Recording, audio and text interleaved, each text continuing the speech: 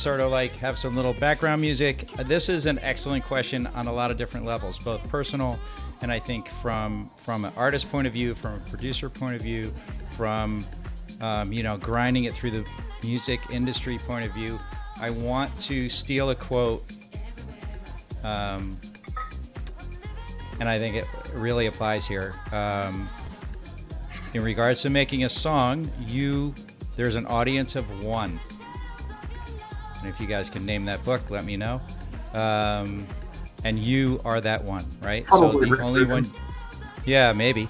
The only one you have to please is yourself, right? And I mean, in every aspect of your life, right? Because I'm a firm believer in how you do one thing is how you do all things, right? Mm-hmm. So that's the first thing I would apply there. I don't know what the question is. You guys are seeing a question. Yeah. So it's right here. Oh, wow. So that's a question. That's a question. And, yeah. And that's, producers aren't the only ones that fit into that sort of question. Well, let me just read the question for anybody who only listens on Spotify. So the question from Rimnez was, what are your thoughts and comments when, as a producer, you work on a song, it's fully done, you worked your ass off on it, and believe it's an amazing song, but you've been denied by many labels you sent the record out to? Do you self-release it or keep it on your hard drive and do something else? Wow. I have so many thoughts on this, but I could speak on this for 50 minutes. Yeah. Right. So just to finish, I would say, as maybe the elder on this panel today anyway, man, don't ever stop. Don't ever stop. Don't ever give up. I would also say, like, put people around you who are going to tell you the truth, right? So it's great to have friends as your bouncing board or an associate or someone like that, but like really have them tell you the truth about it. And that is outside of like how you feel about it yourself, right? So there's like, I did this work, I love it, self-release it if no one's going to take it, right? And then there's this other part where a person or persons, or like a Finish My Track, for instance, or a panel like this, where they can say, here is why it doesn't exactly fit, right? That's sort of completely departed from the idea of how much you love the work you've done, and you should, right? That doesn't mean the work is bad or good or amazing or not amazing. It just means like it either fits or it doesn't fit. That's the only thing you need to look at, and not look at it like I failed or I win, right?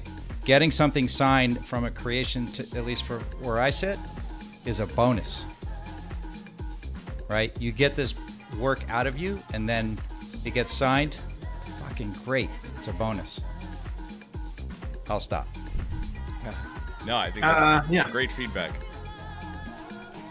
Laidback Luke said to me one time that when he's in the studio and he's making a song and he's building, and he's playing back and he goes, that could work better, and he keep building, and then there's a moment, he said, that almost happens in every track where he plays it back and there's a moment of satisfaction where he's like, yeah, this sounds awesome, I love this. And he said that for me is the apex moment.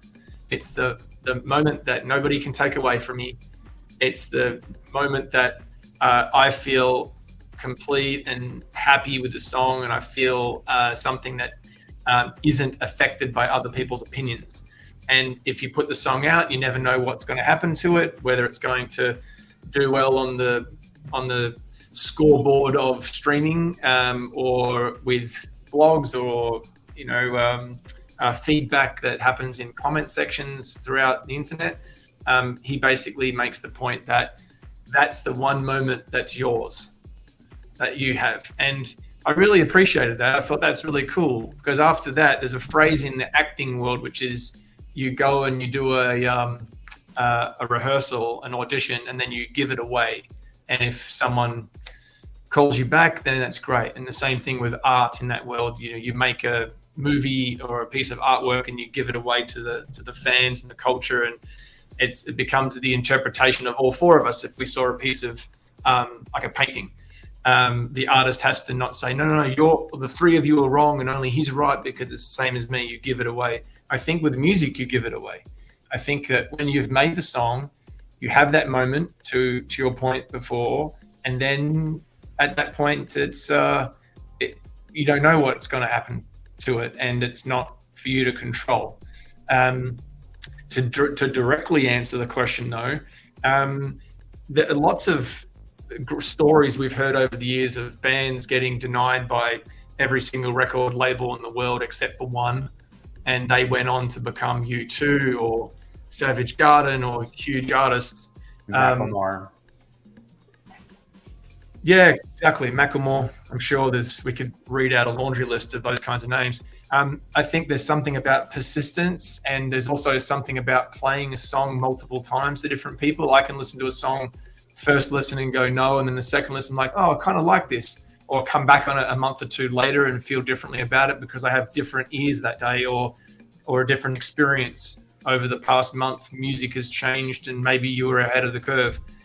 And the last thing I would say is the amount of amazing songs that are locked up on hard drives around the world is crazy. There's an album by an artist called Superfly, Panos Liassi, who he gave it to me in 2005 or something.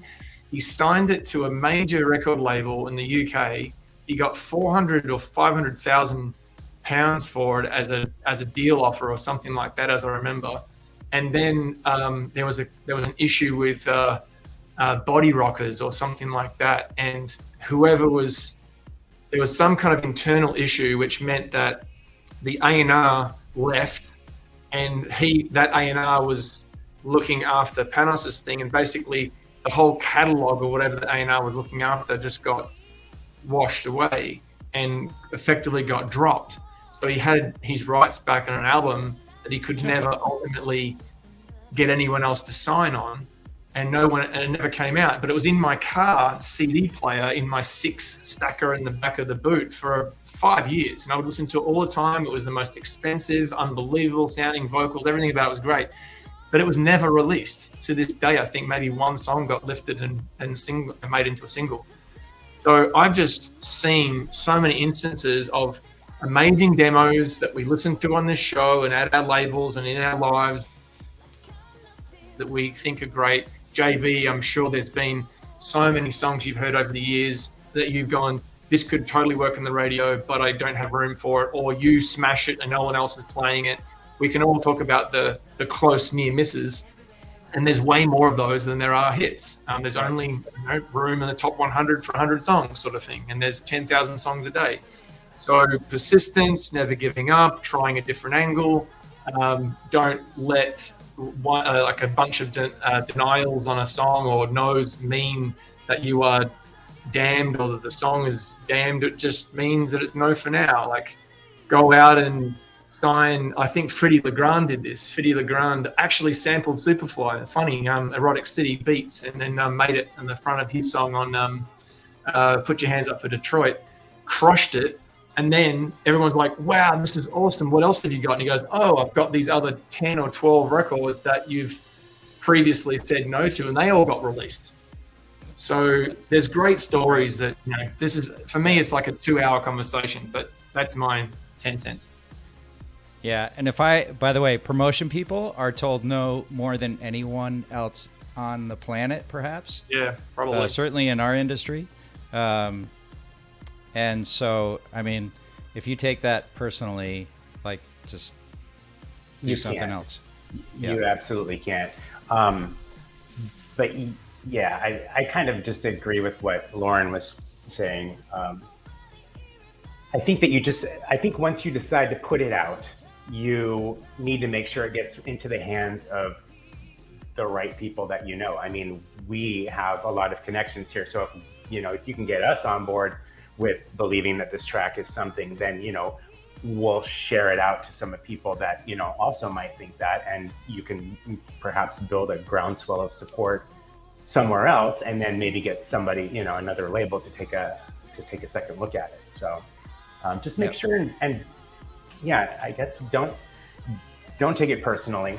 And I love what Lauren said too, is that Fetty LeGrand had all these records that were just sitting around until he had his hit, and then they're like, "What else do you have?" And, "Oh, I've got this and this." Yeah. Who's this all right, guy? I've got an album. So, so just keep going. You know, if you believe that music is something special, and it's art at the end of the day, so it is special.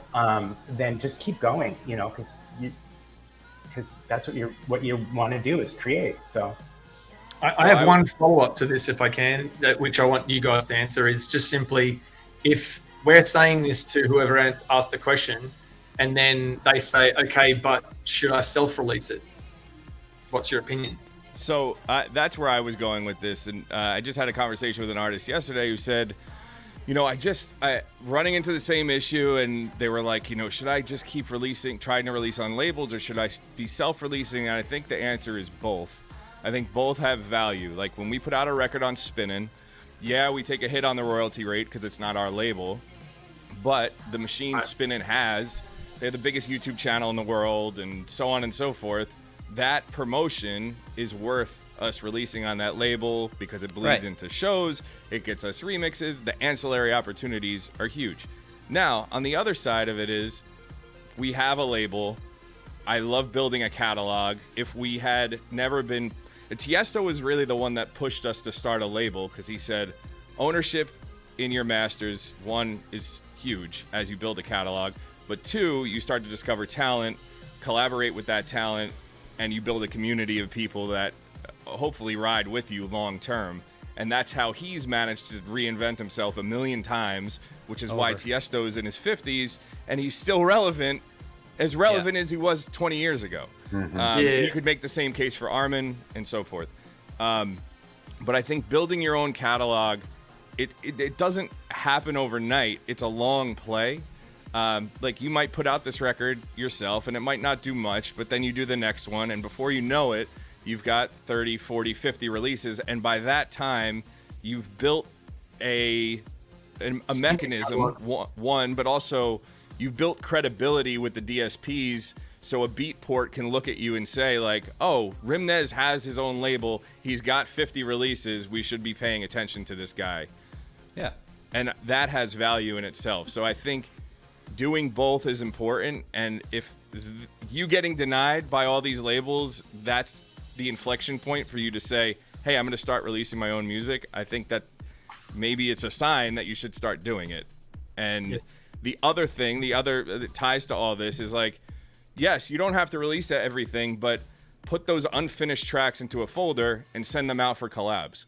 That's like the easiest way. If you're not confident in this record, put it all together, put 5 of them together, and send them to Todd Stuckey in the chat, to Rimnez, to Mesa and Boss, to like all the guys that are in this community already. You could hit them with folders and say, like, which ones do you guys dig? Jump on this with me because I can't get it over the line. Right.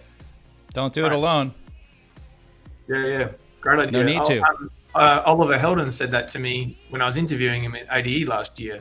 And it was like such a drop of knowledge in front of everybody in the crowd. But I'm like, oh, man, what a great idea. He literally says, I don't have enough time because I'm touring to finish everything. I get a song to a point where I think it's good and I could release it. But I think, well, at the moment, I have 100% of the song that's not quite finished, or I don't have time for whatever else. Maybe I take 50% of the song and give away it, and it becomes even better because I have twice the amount of promotion around it if I give it out to other people, and they come up with ideas that I never even thought about before. So I was really taken by that and thought that's a clever idea. And then I noticed that artists like Henry Fong do it all the time. You know, every song that he hands in to us at DimMac is practically a collaboration, but he is just churning through records and they're all fantastic. So what's the problem? You know, collaboration's a great idea. Yep. Well, and well, then there it is. You could keep going on this, but that once you collab, then you tap into other people's fan bases. Yeah, sure. Their reach becomes your reach, and definitely. Sure. I don't think this is a unique problem to you, Rimnez. I think everybody runs into this, so you're definitely not alone in it. But I think you should take the jump and start self-releasing some stuff. I think it would be, aside from everything else, it's a great learning experience on how to do it and how to screw up things, how to promote. You come up with unique ways to promote. I think it's just a good lesson in the record business. Self-release, yes.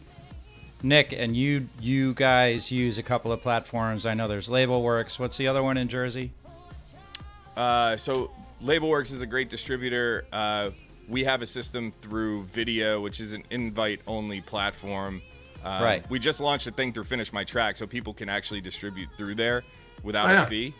That's cool. So we're helping artists out with that. And there are a lot of great distributors, or you could do the TuneCore DistroKid route, but they're pretty hands off. It's gonna all be on you at that point. Yeah. Yeah. I mean, there's a lot of outlets. There's no reason it should die on a hard drive, though. That's no excuse for that. Right. 100%. Great. Well, guys,